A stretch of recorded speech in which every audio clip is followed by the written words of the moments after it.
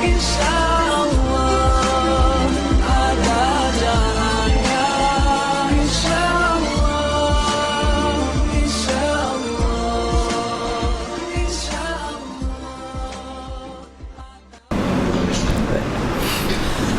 أعوذ بالله من الشيطان الرجيم. بسم الله الرحمن الرحيم. السلام عليكم ورحمة الله وبركاته.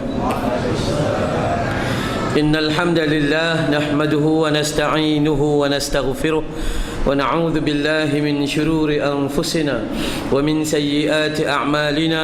من يهده الله فلا مضل له ومن يضلل فلا هادي له. أشهد أن لا إله إلا الله وحده لا شريك له وأشهد أن محمدا عبده ورسوله. اللهم صل على محمد وعلى آل محمد. أما بعد. Jutaan terima kasih kepada seluruh kepimpinan masjid yang sudi menjemput saya. Jutaan terima kasih kepada tuan-tuan dan puan-puan yang sudi menerima kehadiran saya. Dan bersyukur kita kepada Allah kerana Allah pilih kita untuk berada di dalam taman-taman syurga Allah Subhanahu wa taala. Sebelum sampai Ramadan, takut-takut ini adalah malam terakhir bagiku. Kan tajuknya Ramadan terakhir bagiku. Takut malam ini adalah malam terakhir bagiku. Jadi sebelum malam terakhir, saya nampak ada ruang lagi yang lelaki. Yang lelaki boleh tak kita rapat sikit ke depan? Sila tuan, kita rapat-rapat. Orang lelaki ni dia kena duduk rapat. Sebab sunnah Nabi SAW memang begitu diajarnya. Kenapa umat Islam di luar sana berpecah belah? Disebab dalam masjid pun dia orang tak nak duduk rapat-rapat. Bila duduk rapat dalam masjid, apa Nabi doa? Nabi doa moga-moga hati-hati mereka itu disatu-satukan. Akhirnya di luar sana tak berpecah belah. InsyaAllah yang di luar sana kita penuhkan kat dalam sini. Kalau bagi kat orang perempuan, mau dia ke depan. Iya, semangat dia orang sebenarnya. Okay. Baik. Kita bersyukur pada Allah Subhanahu wa taala. Dengan Allah bagi kita ruang dan peluang. Moga-moga malam ini bukanlah malam yang terakhir bagi kita. Moga-moga Allah bagi ruang kepada kita untuk menghembuskan nafas. Menggunakan nafas-nafas udara-udara segar hak milik Allah taala. Moga-moga Allah masih bagi ruang. Kita takut. Sebab itu bila tajuk tu, nampak tajuk tu, ya Allah, menggegar jantung dan iman kita. Tu ya, andai Ramadan ini terakhir bagiku.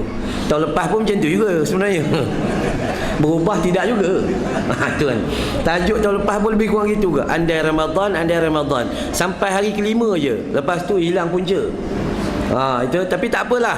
Manusia ni dia kena bagi peringatan untuk diri dia dan untuk orang lain. Itu orang yang bermanfaat, orang yang baik di sisi Allah bila orang itu manfaat untuk diri dia dan manfaat juga untuk orang lain. Orang lain boleh mengambil manfaat daripadanya. Baik. Nama saya Amran bin Yusuf, berasal daripada Kuala Ketil, Kedah. Sekali lagi ulang. Lahir 17 hari bulan 5 1970. Umur 46 tahun. Walaupun nampak tua sikit lah. Umur 46 tahun. 17 hari bulan 5 1970. Lahir di utara tanah air, di Kedah. Belajar di Sekolah Menengah Agama Al-Masyhur Pulau Pinang. Kemudian sambung pengajian Mujhitum Syekh Muhabbati. Itu mengajilah sikit-sikit, tak ada mana pun. Adalah mengaji sikit-sikit, tuan-tuan mengaji lagi tinggi. Saya mengaji sikit-sikit je. Cuma saya selalu pesan, jangan tengok siapa yang nak cakap, tapi dengar apa yang dia nak cakap. Itu penting. Selagi walaupun dia tu tak ada kelulusan benda besar benar, tapi dia selalu mengajak kita kepada kebaikan. Cakap dia adalah lebih utama sebab menepati Al-Quran dan As-Sunnah Nabi SAW. Saya tinggal di Bukit Beruntung, Selangor. InsyaAllah datang membawa untung. Jangan risau pada malam ni, memang bawa untung. 17 tahun tinggal di Bukit Beruntung. Alhamdulillah tak pernah rasa rugi lagi di Bukit Beruntung sebab sentiasa mendapat keberuntungan. Muka bumi Allah mana ada rugi? Yang rugi kita je. Allah kata mari semaya jemaah, mari Kelantan pula betul. Mari semaya jemaah, Allah nak bagi 27, kita dok tak mau juga semaya seorang. Kita nak semayang seorang juga. Rugilah kita. Yang membawa kerugian bukan Allah, tetapi yang membawa kerugian adalah diri kita sendiri. Baik. Mempunyai seorang isteri buat sementara waktu. Ada ujung ayat itu. Esok lusa bukan kerja kita. Kan bukan kerja kita esok lusa. Yang ni sekarang ni. 5 orang anak, umur 26 tahun, lelaki yang sulung. Yang kedua 25 tahun perempuan, yang ketiga 18 tahun lelaki, yang keempat 11 tahun perempuan, dan yang kelima 9 tahun lelaki. Selang bunga orang Melayu kata. Ada orang tanya, Ustaz umur 46 anak dah 26 ya? Alhamdulillah, dulu saya laku. Saya menikah umur 19 tahun. Syukur pada Allah, dan saya sudah ada menantu, dan insya-Allah bulan 7 kot-kot dapat cucu kot. Itu doa-doa lah, moga-moga Allah pemudahkan. Saya datang bukan untuk mengajar tuan-tuan, sebab saya tiada kelayakan untuk mengajar, tapi datang berkongsi ilmu ada. Nabi kata dalam hadis, balighu anni walau ayah, sampaikanlah daripadaku walaupun satu ayat. Hadis riwayat Al-Imam Bukhari. Baik, jadi malam ni kita nak tengok tajuk pada kita tu, tajuknya sangat besar. Tajuk itu sendiri memberi peringatan bahawa tolong buat persiapan. Mungkin ini Ramadan yang terakhir, mungkin ini rahmat, barakah, rezeki yang terakhir, mungkin ini pengampunan yang terakhir. Tiada lagi ruang untuk Ramadan yang akan datang. Pada permulaan ini saya suka nak kongsi dengan satu pesanan dalam Facebook. Dalam Facebook itu ada kata-kata, dia kata, namaku Syakban, aku nama Syakban contohnya, sekadar ingin mengingatkan kalian bahawa temanku yang bernama Ramadan akan datang menziarahi kamu tak lama lagi. Syakban bagi tahu, kata kawan dia namanya Ramadan akan datang ziarah kita tak lama lagi. Ramadan datang bersama istrinya pengampunan, anaknya rezeki, sahur, iftar, dan membawa hadiah Lailatul Qadar. Mereka akan tinggal bersama kita lebih kurang 1 bulan, dan mereka akan pergi meninggalkan kita dengan menaiki pesawat Idul Fitri Airline. Itu kata-kata dalam Facebook. Kalau baca dan faham okey. Ni masalah baca tak faham. Baca itu. Kan ya. Jadi peringatan dia apa? Syakban bagi tahu, ni tak mau bagi rugi lah ni. Syakban dia bagi tahu bahawa ada teman dia yang bernama Ramadan akan datang mengunjungi kita. Kita sedang berada di Syakban. Syakban masih ada. Syakban adalah 1 bulan pengampunan sebelum dapat pengampunan di bulan Ramadan. Ini pun kita kena ambil peduli bagaimana nak dapat Ramadan yang baik, bermula daripada Syakban yang sempurna.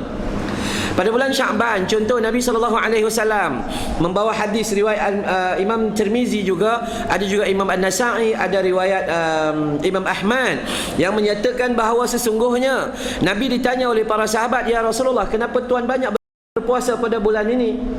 Maka Rasulullah SAW kata, sesungguhnya bulan ini, yakni yang berada antara Rejab dan Ramadan, yakni Syakban, adalah 1 bulan yang sering dilalaikan oleh manusia. Bulan Syakban ni ramai orang lalai. Bulan Syakban ni patut kita banyakkan puasa, buat persiapan gitu gini nak masuk Ramadan. Kita sibuk buat persiapan nak pergi raya. Kan ya? Paling tidak cat tembok rumah, tukar langsir rumah, memperbesarkan rumah, lalai. Ketahuilah bahawa sahabat, bahawa bulan Syakban adalah 1 bulan di mana setiap amal manusia itu ketika diamal lalu diangkat terus kepada Allah. Kalau hari-hari biasa, bulan biasa, sekarang kita amal belum diangkat. Bila diangkat, dia dibawa pada waktu subuh. 1 grup malaikat bawa naik. Siapa yang bawa amal selepas waktu subuh, dia akan pergi pada waktu Isyak. Isyak dia bawa naik. 1 hari 2 kali trip, shift malaikat. Tapi pada bulan ini special. Amal berada pada waktu ini, kita berada di bawah ajnihah atau sayap-sayap para malaikat, dan ketika ini malaikat hantar terus kepada Allah Subhanahu wa taala. Tak ada tunda-tunda lagi dah. Dan kata Nabi SAW, aku suka amal aku diangkat dalam keadaan aku sedang berpuasa. Jadi kita kena banyakkan puasa. Kenapa orang Melayu tak boleh puasa banyak? Agak-agak nak puasa je, kawan sebelah buat kenduri. Kan kita bulan ni sibuk buat kenduri tahlil lah, buat kenduri menyambut Ramadan lah. Sedangkan itu bukan sunnah Nabi SAW. Sunnahnya adalah kalau nak buat kenduri, nanti tunggu Ramadan besok, sedekah untuk berbuka puasa. Bulan ni kalau boleh jangan buat kenduri, sebab kawan kita nak puasa. Kawan kita bila kita jemput, dia tengah puasa tu, agak okey je lah, buka je lah. Tu sebab kita memang tak kuat. Okey, jadi itu bulan Syakban. Dan dalam bulan Syakban ada satu malam yang dipanggil Nisfu Syakban. Bukan Ahmad Nisfu. Nisfu Syakban. Hari ke-14, malam ke-15 selepas maghrib. Nisfu Syakban ada hadis sahih, ada. Walaupun banyak hadis-hadis maudhu' dan palsu, ada hadis sahih. Hadis sahihnya apa? Nabi kata sesungguhnya wahai para sahabat, malam nisfu Syakban itu Allah memandang pada hambanya dengan pandangan keampunan jami'an, keseluruhan.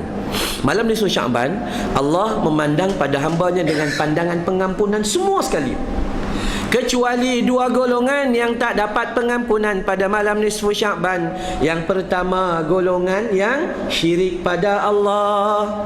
Yang kedua, golongan yang bermusuh-musuhan, benci-membenci, putus hubungan silaturahim. Dua golongan ini tak dapat. Jadi kita sepatutnya malam nisfu Syakban buat apa? Minta ampun.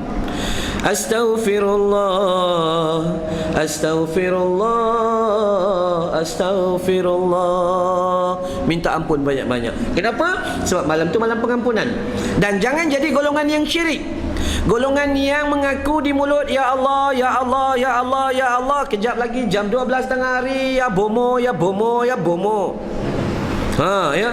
Doa duha, ya Allah, ya Allah, ya Allah. Malam, ya tangkal, ya kain merah, ya kain kuning. Itu bahaya, sangat bahaya. Nabi kata dalam hadis riwayat Al-Imam Bukhari, barang siapa yang mendatangi bomo dan percaya apa kata bomo, maka dia kafir terhadap apa yang dibawa oleh risalah Nabi SAW. Na'udzubillahi min dzalik. Kadang-kadang takut kita nama Islam, hebat juga datang ke masjid, hebat juga bersedekah, hebat juga tahajud, tapi rupa-rupanya akidah kita sudah lama tersasar daripada akidah yang benar. Maka sebab itu tolong hati-hati. Moga-moga dengan Syakban itu kita dapat membersihkan diri kita sebelum masuk Ramadan Al-Mubarak. Baik, Ramadan satu hadiah daripada Allah Ta'ala. Jadi kita kena ambil sungguh-sungguh, jangan buang masa. Allah Ta'ala sebut dalam surah Ali Imran ayat 133, kata Allah, wasari'u ila maghfiratin min rabbikum wa jannatin arduha as-samawati wal ard u'iddat lil muttaqin.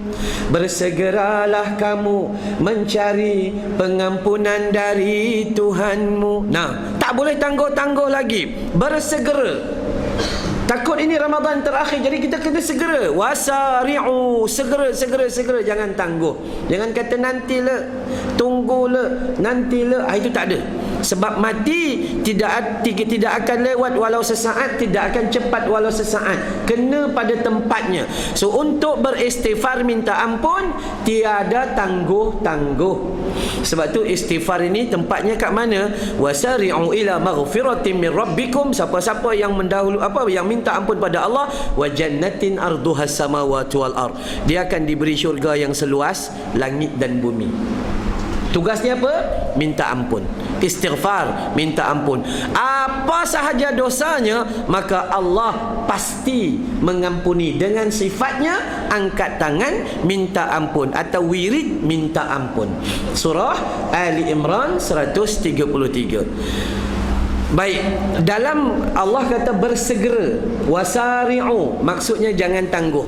Tuan-tuan, yang di sini kalau sudah sampai tahap yang dipanggil warga emas, saya masih gangsa, belum dapat perak sebenarnya. Macam mana nak dapat emas?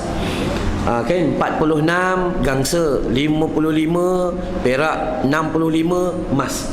Contoh orang yang warga emas ini sepatutnya dia lebih seronok beramal kerana dia telah diberi ruang panjang oleh Allah Subhanahu Wa Taala yang tak dapat kepada orang lain. Tak dapat. Ramai sekarang orang lelaki tengah elok-elok berpuluh-puluh sesak nafas, calo bete, calo karte, terus mati. Umur berapa? 36. Sahabat saya Ustaz Irwan Shah, umur berapa? 40. Sahabat saya ustaz yang mengajar sekolah tahfiz umur berapa? 26. Kenapa? Serangan jantung. Dum, habis. Saya pun juga dum dulu.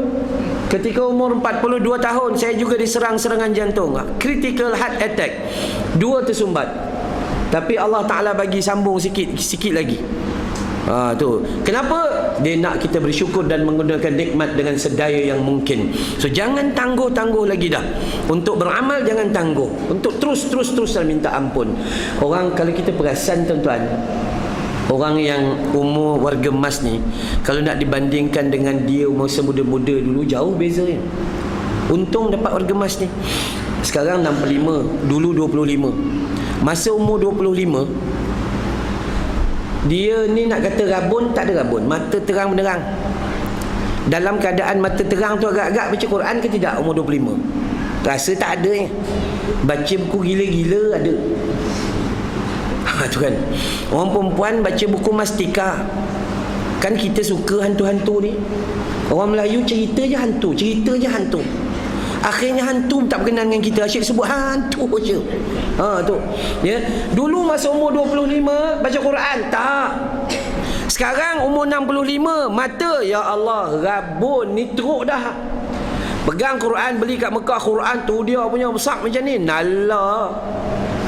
Tolak jauh tak nampak, tarik dekat tak nampak, tolak jauh tak nampak, tarik. Akhirnya beli tu apa nama? Kanta.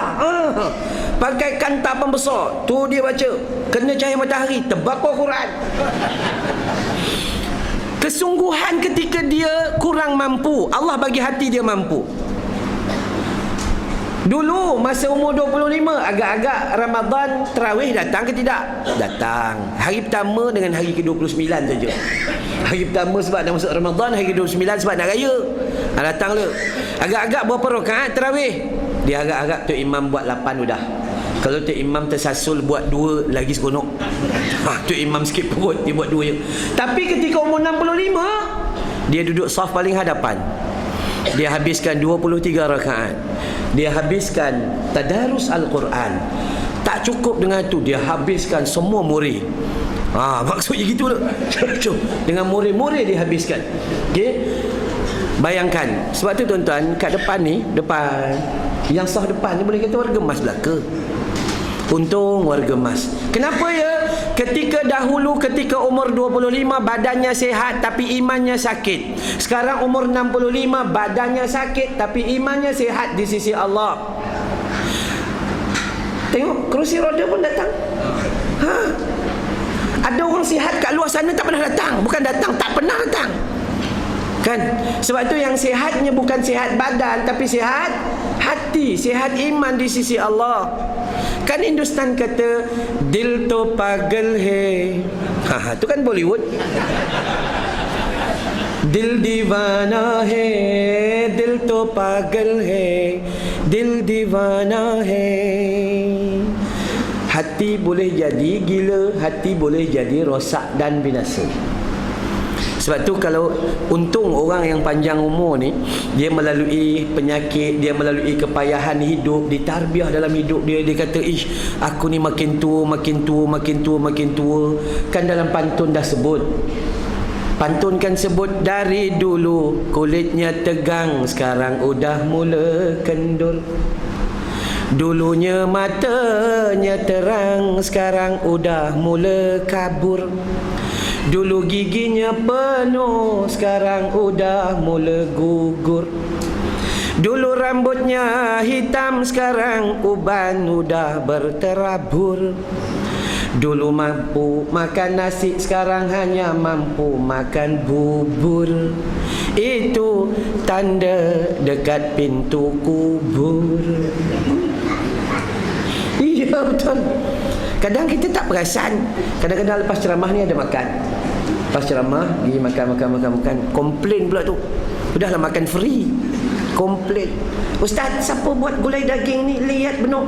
Saya kata minta maaf Bang Haji, bukan daging liat, gusi awak udah tua. Apa? Komplain tak habis-habis. Tu kesedaran tu penting. Sebab tu bila kita nak masuk Ramadan Al-Mubarak, kita tak boleh tangguh lagi dah. Untuk beramal, untuk minta ampun tak boleh tangguh lagi dah. Terus. letak azam dalam jiwa kita bahawa aku nak pastikan Ramadan tahun ini adalah Ramadan yang penuh dengan pengampunan, yang boleh memastikan aku menghuni syurga Allah Subhanahu wa taala. Sebab ruang itu diberi. Sayang pada manusia yang gila. Manusia yang tidak ambil Ramadan adalah manusia yang tidak waras sebenarnya. Manusia yang tidak ambil Ramadan adalah manusia yang jiwanya kotor, tak rasa apa-apa. Tuan-tuan, ni kita duduk kat sini, lalu jalan raya sebelah tak? Oh, jalan raya. Kita lalu sebelah, nampak orang tengah semayang, nampak dengan mata, berhenti tak? Ada yang tak berhenti, break tak makan, jalan terus. Kemudian lalu lagi, dengar azan pula tu, hayya 'alas salat. Dengar tak azan? Dengar, tapi break tak makan juga, jalan terus. Takut besok Allah tak panggil dah kita. Sebab tu bila dalam Al-Quran Allah kata walaqad dzara'na li jahannama katsiran minal jin wal ins lahum qulubun la yafqahuna biha wa lahum a'yunun la yubsiruna biha wa lahum adhanun la yasma'una biha ulaika kal an'ami bal hum adall ulaika humul ghafilun. Al-A'raf 179. Allah kata telah kami jadikan neraka Jahannam, di dalamnya penghuni itu terdiri daripada golongan jin dan manusia. Jin dan manusia. Jin kita tak payah kisah sebab jin bukan adik-beradik kita. Awak tak payah ambil air bubuh dalam mangkuk cari jin nang buti nang kui buti kui. Tak payah. Itu bukan urusan kita. Jin bukan sepupu sepapat kita. Ini duk sibuk panggil orang. Minta maaf tuan-tuan, saya ni pengamal perubatan Islam. Saya belajar perubatan dengan Darussalam yang dikendalikan oleh Ustaz Ismail Kamus. Kadang-kadang orang panggil, Ustaz, tolong datang rumah buat pagar boleh Ustaz? Saya pun pergi tengok, loh, pagar dah elok rupanya. Ada pagar besi separuh, pagar simen separuh. Nak buat pagar apa lagi ni? Nak buat pagar ghaib. Itu bukan urusan manusia. Tak payah kita ambil apa nama-nama. Kita selalu ambil garam lada hitam Garam lada hitam tabur keliling rumah. Kan membazir namanya. Garam tak cukup masin baru pakai. Lada hitam pun nak masak baru pakai. Ini yang pergi tabur kata-kata kenapa? Kan jadi kawan setan. Innal mubadzirina kanu ikhwana syayatin. Siapa nak jaga rumah, nak jaga keluarganya, baca apa? Pertama Nabi kata dalam riwayat Imam Muslim, baca surah Al-Baqarah.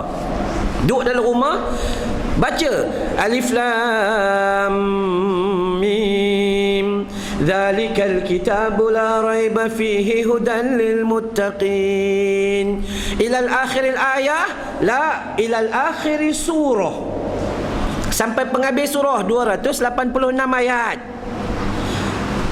Ustaz, pasang CD boleh tak? Nampak no pemalas. Pasang CD boleh tak? Teruk no. Pergi pasal malam 2 jam jalan tak apa. Duduk dalam kelas macam ni, duduk dalam kuliah baru 6-7 minit udah kebas kaki. Kejap bersila, kejap bertimpuh, kejap jangan mencangkung, udah. Itu ujian Allah bagi kita macam tu. Sangat lemah kita, ya. Jadi Al-Baqarah adalah ubat yang terbaik untuk menjadi pendinding dalam kehidupan. Malah Nabi kata tidak dapat dijangkaui oleh ilmu sihir. Dan Nabi sangat memahami kedudukan umatnya. Umatnya tak kuat. Lalu Nabi kata, barang siapa yang tidak mampu untuk beramal dengan seluruh surah Al-Baqarah, maka ambil 10 ayat daripada surah Al-Baqarah 1 hingga 4. Yang pertama 255 hingga 257. Yang kedua 284 hingga 286. Yang ketiga. Yang tu cukup dapat 10 ayat 1 sampai 4. Sambung kat mana? 255 hingga 257. Sambung kat mana? 284 hingga 286. 10 ayat. Kata Nabi, yang ini adalah ubat pendinding dan penawar yang sangat-sangat cantik. Jadi jangan duk percaya dengan jin-jin ni. Yang kita nak cek adalah manusia juga termasuk di dalam penghuni neraka. Walaqad dzara'na li jahannama katsiran minal jin wal ins. Rupa-rupanya manusia juga banyak dalam neraka Jahannam. Yang tu kita nak cek kenapa? Rupanya yang pertama, lahum qulubul la yafqahuna biha. Mereka ada hati, tapi hati mereka tidak mahu memahami ayat Allah Subhanahu wa taala. Mereka ada mata, tapi mata mereka tidak mahu melihat kebesaran Allah. Mereka ada telinga, tapi mereka tidak mahu menyahut seruan Allah Subhanahu wa taala. Tuan-tuan tahu apa Allah kata? Ulaika kal an'am.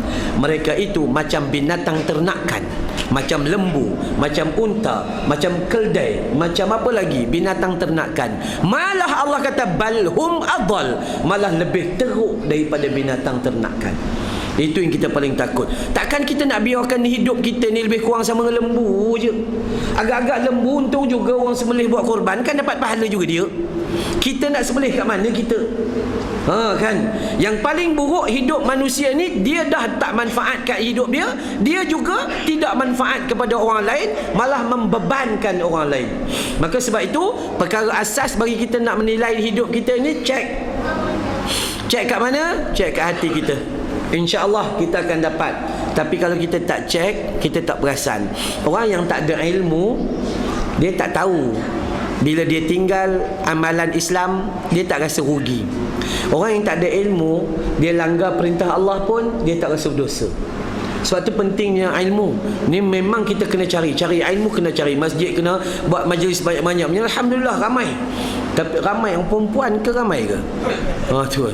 Tapi memang orang perempuan gitu sekarang. Tengok geng marhaban udah. Sini marhaban perempuan ada tak? Tak ada. Kalau tak ada bagus, tak payahlah dia ada. Orang perempuan, kesian saya tengok satu Malaysia sekarang, geng marhaban, perempuan marhaban, lelaki meraban. Iya, orang perempuan pula tu marhaban, bukannya sedap, lagu sama tua dengan dia. Allahu Rabbi. Tak, bukan orang sini, orang tempat lain lah. Tak ada kita, tak ada. Sini tak ada. Lagi satu orang perempuan marhaban, lagu tak tukar-tukar, asyik tukar baju je kerjanya. Kejap tukar baju, kejap tukar baju, kejap tukar baju. Kita pergi, patutnya kita orang lelaki lah. Bayangkan kita orang lelaki duduk dalam rumah dengan bini, tiba-tiba bini kata, bang, awak duduk rumah ya, saya nak pergi marhaban. Kan terbalik. Patut lelaki lah kata, yang awak duduk rumah ya, abang nak pergi marhaban. Baru betul. Ini kita pula duduk marhaban, duduk kat rumah je. Saya nak pergi marhaban bang, abang duduk rumah ya. Nanti saya bawa balik bunga telur. Abang kata tak payah, saya dah ada telur. Kadang-kadang lah.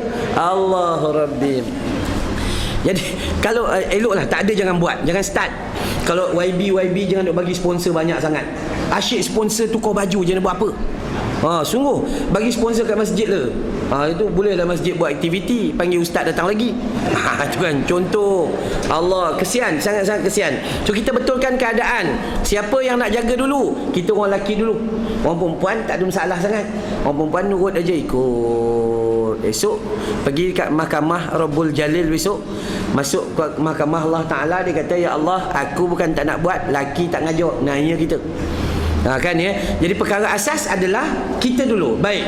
Ramadan Al-Mubarak bermula dengan apa yang disimpulkan kita nak kena jaga supaya jangan leka lagi dah. Apa yang pertama sekali kita nak jaga? Tadi belum start sebenarnya itu. Itu baru mukadimah ya. Ini baru start. Apa yang kita nak kena jaga dengan azam kita nak masuk Ramadan ni, apa yang kita kena jaga? Yang jaga pertama adalah syukur. Syukur dulu pada Allah Subhanahu Wa Taala. Alhamdulillah, syukur. Orang lain mati tapi aku masih ada hidup di atas muka bumi Allah. Aku dapat ruang masuk ke Ramadan Al-Mubarak. Allah kata dalam Al-Quran, ya ayyuhalladzina amanu kulu min tayyibati ma razaqnakum washkuru lillah in kuntum iyyahu ta'budun. Wahai orang-orang beriman, makanlah, ambillah, gunalah apa-apa rezeki yang Tuhan beri padamu, tapi jangan kamu lupa washkuru lillah, bersyukurlah kamu pada Allah. Apa sahaja kita ada kaki, Nabi guna kaki buat apa? Solat sampai bengkak-bengkak kaki. Kita kaki bengkak gaut. Bukan sebab solat. Tu Allah, ini yang paling takut. Jadi perkara pertama sekali syukur. Syukur maksudnya apa?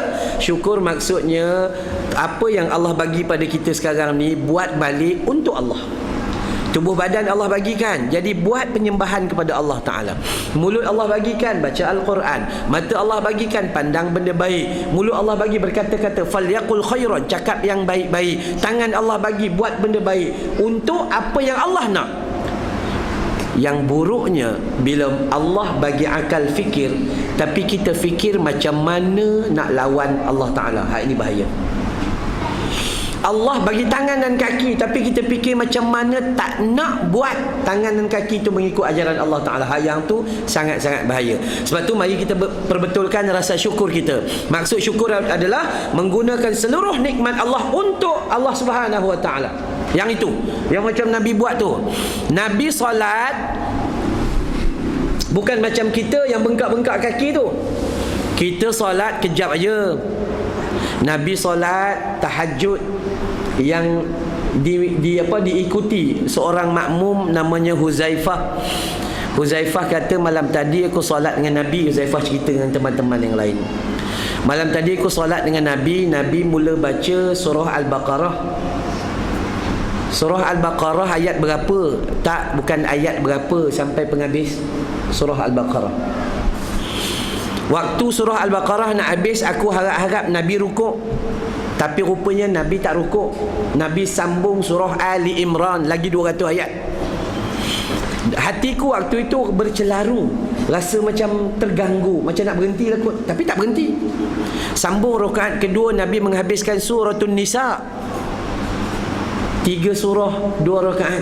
Kita 3 surah juga, 3 qul. Jauh beza kita. Kita pula tak imam bila baca panjang, dah mula tu kita dan sebagainya lah. Maka tolong hati-hati. Syukur, guna kesempatan. Mata yang ada guna. Mata guna, pandang tempat baik, sebab mata ni ada bahaya. Tuan-tuan, ahli-ahli tasawuf menyebut dosa yang paling besar datang daripada hati. Dosa yang kedua terbesar datang daripada mulut. Dosa ketiga besar datang daripada mata. Mata ni kalau tengok sesuatu yang jauh kan, dia tak berapa nampak, dia hantar isyarat kat kaki. Kaki, oh kaki, kau pergi depan sekejap, aku tak berapa nampak le. Dia mengarah. Dia nampak sesuatu, tangan, oh tangan, kau ambil sekejap, haram pun haram je lah, ambil je. Tu mata.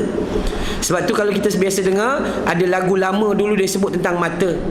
Dari kerana mata yang mempunyai kuasa, oh aku tergoda, terkecewa dari kerana mata. Ada mata. Okay.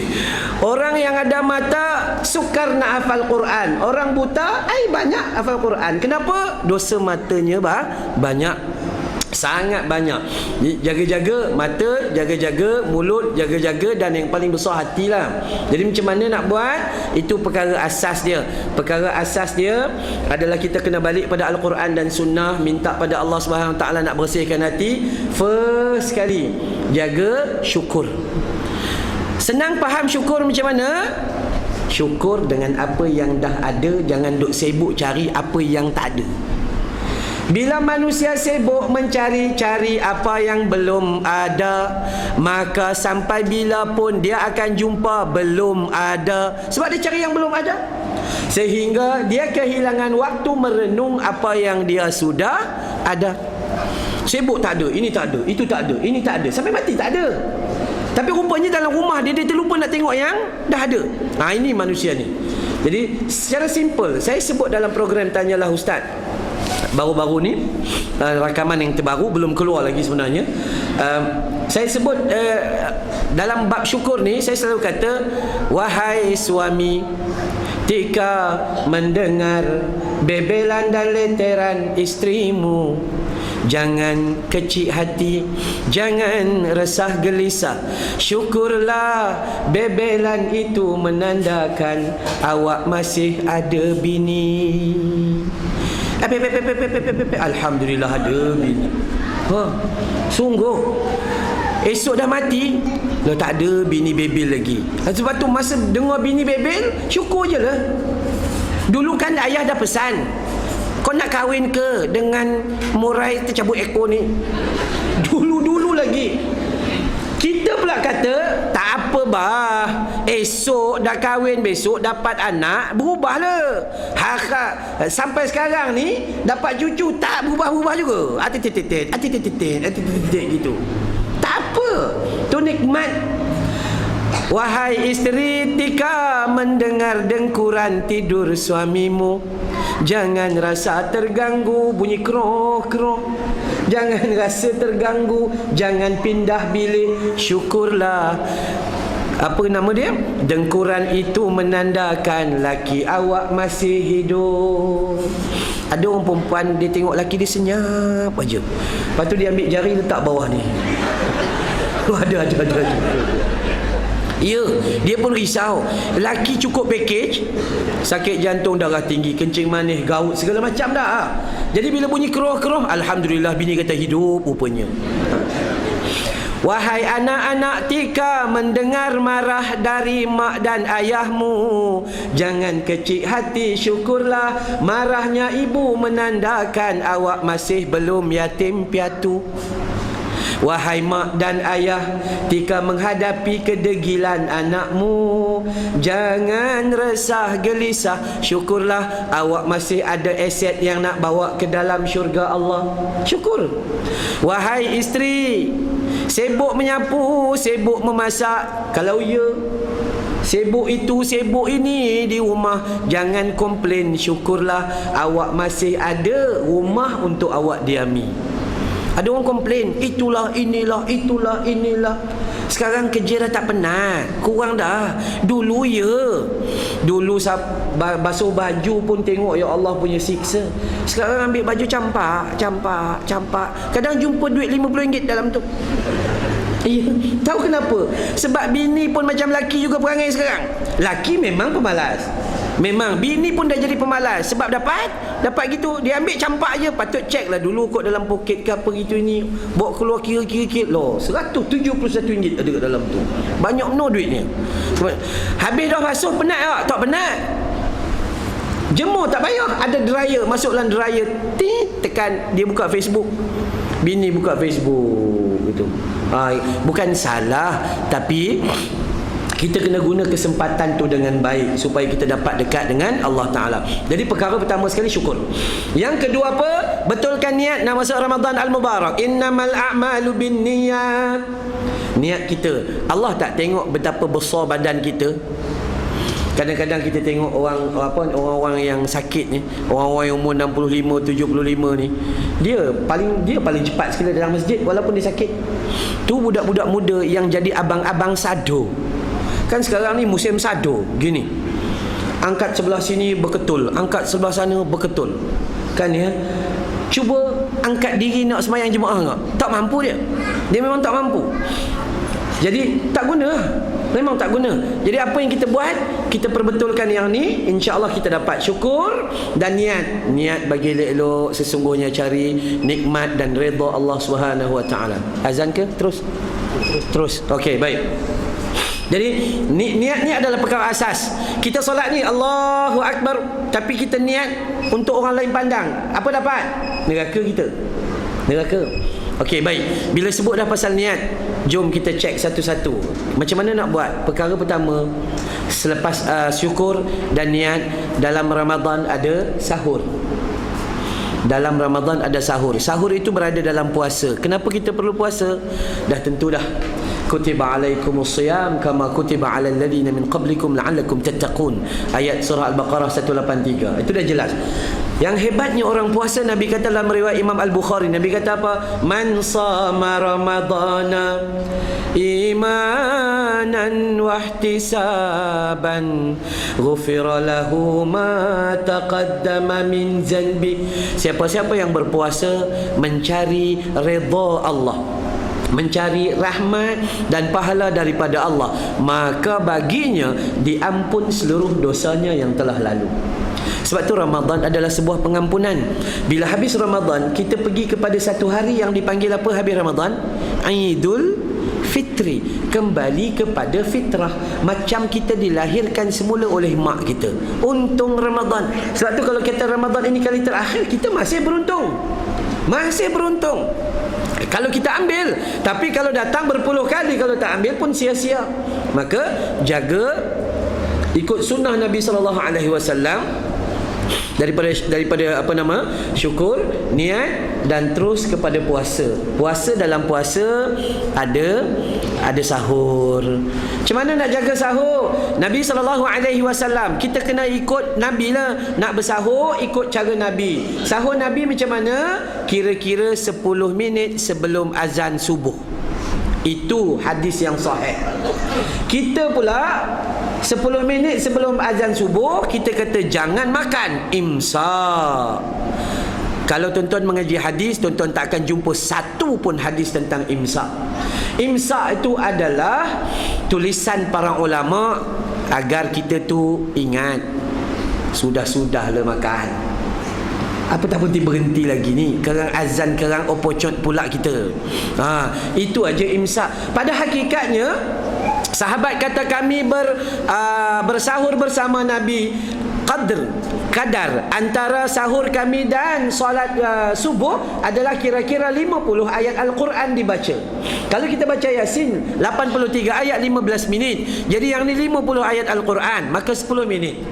10 minit sebelum azan. Waktu yang terbaik kita sahur adalah pada waktu imsak, kalau ikut sunnah Nabi SAW.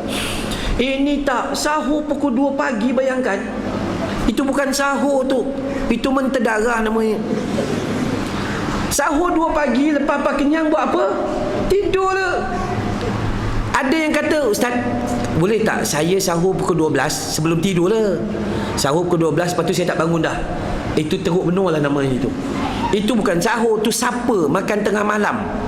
Jadi sahur tu adalah 10 minit sebelum azan. Siapa yang sayang Nabi, buat pada waktu itu 10 minit. Ustaz, mana boleh 10 minit sebelum azan? Tak sempat nak habis makan. Ialah jangan makan macam rumah datuk tadi. Itu contoh lah. Lauk banyak, jangan makan gitu. Itu tak apalah, berbuka contoh. Kalau sahur jangan makan macam tu. Sahur Nabi makan apa? Kurma dengan minum air. Udah selesai. Kita, ya Allah, sahurnya senangin ikan, senangin asam pedas, sayurnya gini, telur asin, telur masin, itu dan ini, akhirnya 7-5 mata. Itu bukan sunnah Nabi. Itu punnah. Itu bukan sunnah. Kita memang selalu kena tipu dengan Tok Arab. Tok Arab datang Malaysia, jual nasi Arab, bawa piring kan, bawa piring, dia kata, ya ayuhal malayu, hada sunnah. Ini adalah sunnah. Bawa talam besar tu, bubur nasi Arab, hada sunnah. Saya kata, la, hada punnah. Mana ada sunnah Nabi makan dalam talam sebesar tu? Kita je kena tipu. Kita bukan disuruh ikut orang Arab, kita disuruh ikut sunnah Nabi SAW. Orang Arab pun dia terdarah juga macam kita. Nabi tak. Nabi makan sedikit-sedikit. Nabi makan juga dalam talam kadang-kadang. Bukan semua Nabi makan dalam talam. Kita yang makan dalam pinggan pun sunnah juga. Tapi makan ramai-ramai. Ambil dalam pinggan, duduk ramai-ramai. Macam kita petang tadi yang makan rumah datuk tadi. Itu sunnah lah tu. Tak makan dalam talam. Kalau makan dalam talam lebih kurang macam talam kita pun, itu bukan sunnah, itu punnah. Talam Nabi kecil je, makanannya cuma sedikit kat tengah tu. Nabi mula makan, Nabi ambil makanan, tolak pergi kat sahabat, tolak pergi sahabat, tolak, bakinya cuma tinggal sedikit untuk dia. Kita kalau kita mula, cangkul untuk kita, cangkul untuk kita, cangkul untuk kita. Ya. Dan talam yang Nabi makan kecil, talam kita nasi. Masya Allah. Itu suatu pembohongan. Nak memperniagakan, nak bagi dia laku, maka habis semua orang terpikat dengan nasi Arab dan melampaui batas. Bukan salah makan nasi Arab, tapi patut-patutlah. Sikit-sikit kan Nabi ajar kita makan. Makanlah kamu dengan beberapa suapan sekadar menegakkan tulang belakangmu. Kita makanlah kamu beberapa talam. Kita kan ubah. Kita memang selalu ubah. Jadi keliru kita. Sebab tu sahur ikut sunnah Nabi SAW. Jangan makan banyak-banyak. Baik, kalau nak tukar kaedah dia apa? Kaedahnya kita orang lelaki satu gelas teh tarik, satu keping roti canai memadai. Orang perempuan ada sedikit diet, satu cawan teh suam dan satu set roti bakar. Okey, memadai, cukup. Tak payah bubur bekal dekat belakang bonggol macam unta. Tak payah.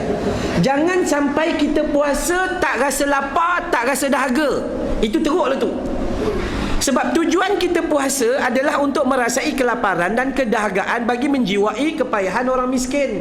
Ini dia kata bangga, Ustaz, saya sebulan saya puasa tak rasa apa-apa, Ustaz.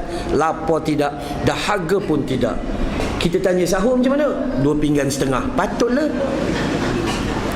Dia tak ikut sunnah Rasulullah sallallahu alaihi wasallam. Saya pergi mana-mana, kenapa jadi macam ni ya? Kenapa kita tak mau ikut sunnah? Sebab kita kurang faham. Pergi mana-mana saya sebut kita kurang faham.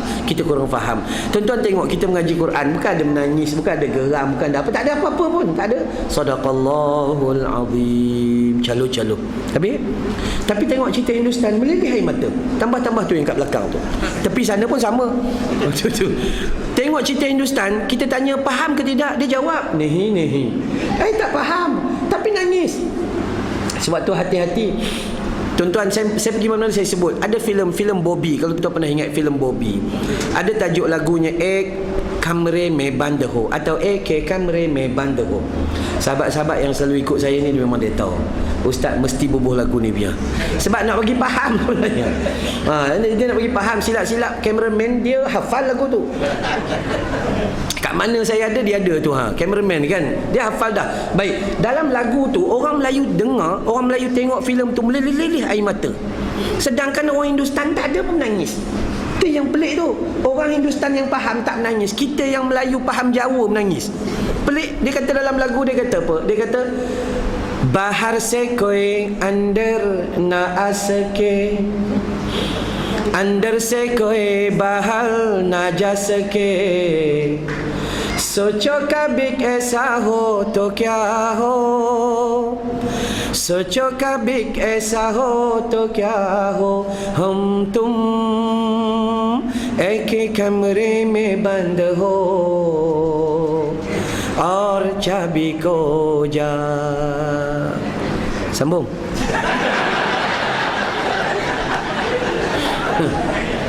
Ingat nak sambung. Tuan-tuan faham tidak anda? Ini hero Hindustan dah seorang berjauh. Tak faham ya? Dia sebut bahar se koi andar na a sake, orang luar tak boleh nak masuk. Tu maksud dia. Andar se koi bahar na ja sake, orang dalam pun tak boleh keluar. Yang kau menangis kenapa? Socho kabik esa ho to kya ho. Tolonglah fikir macam mana ni. Masuk tak boleh, keluar tak boleh. Kau fikirlah sikit. Hum aku, tum kamu. Eke kamre me band ho, terkurung dalam kamar. Or cabi ko ja, kunci pula hilang. Lagu tu nak bagi tahu kunci je hilang. Bukan bini hilang. Yang menangis bagai nak rak. Kenapa? Manusia dia tak faham. Bila manusia tak faham, syaitan take over. Syaitan masuk. Syaitan kata kau dengar lagu tu, lagu ni best ni, menusuk ke kalbu. Nangis. Akhirnya meleleh kita air mata bersama dengan air mata setan. Mengaji Quran tak menangis pula tu, walaupun ayat menyebut tentang api neraka Jahannam. Sebut dalam ayat ulaika ala apa, dalam ayat apa, khatamallahu ala qulubihim wa ala sam'ihim wa ala absarihim ghishawa wa lahum adabun azim. Dia boleh senyum. Wa lahum adabun azim.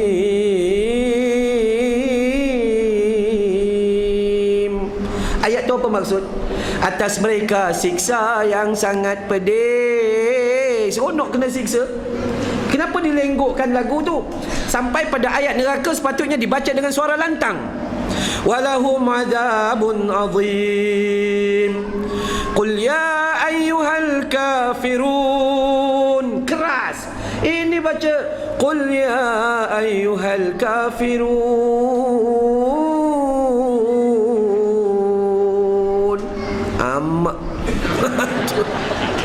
Apa yang kita dapat? Sebab apa? Sebab kita tak faham. Masalahnya tak faham. Bila tak faham, dia jadi kelang kabut. Okey? Jadi perlunya dalam hidup kita faham tak Ramadan. Itu kena faham dulu.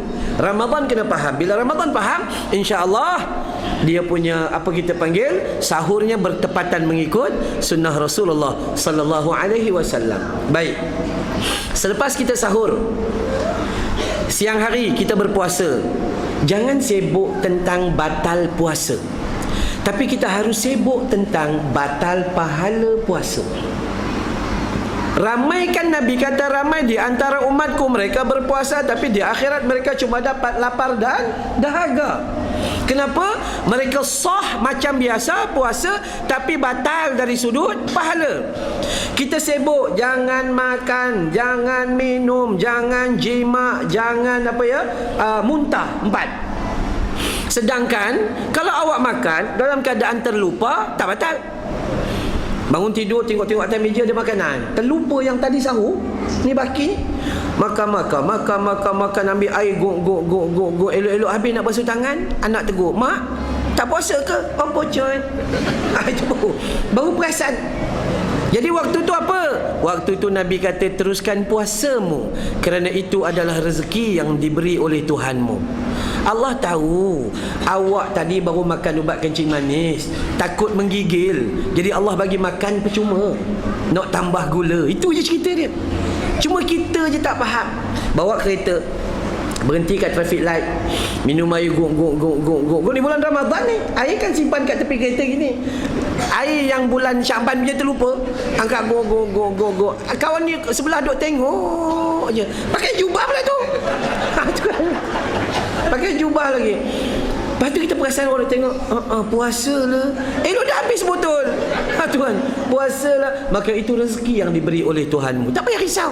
Yang jadi batal adalah makan dengan sengaja, minum juga dengan sengaja. Habislah. Yang ketiga apa? Berjima di siang hari bulan Ramadan. Yang tu memang sengaja. Mana ada orang pejam mata merangkak siang-siang hari. Tu. Kalau merangkak apa tu? Oh, pocong. Itu kira batal. Itu kira batal. Dah lah, kadang-kadang dia tak faham, Ustaz. Saya tiba-tiba je, Ustaz. Saya tak perasan. Itu tak batal juga. Okey, pelik lah tu kan ya. Jadi berjimat siang hari bulan Ramadan itu memang sengaja. Yang ketiga, yang keempat apa? Muntah tu dengan sengaja juga. Kalau awak mengandung, kerja bangun pagi wek, tengah hari wek, petang wek, malam wek. Apa hukumnya? Hukumnya wek aje lah. Tak batal. Yang disebabkan batal adalah kita jolok dan terus muntah. Yang tu baru batal sengaja. Tapi kita tambah lagi, kita duk sibuk. Pahala kita tak sibuk. Kita tak sibuk batal pahala, kita duk sibuk pasal ni. Akhirnya kita tambah. Jangan korek hidung. Sedangkan time tu biji dah penuh. Ya. Nak korek tak berani, tekan. Tak boleh pinjam vacuum, tekan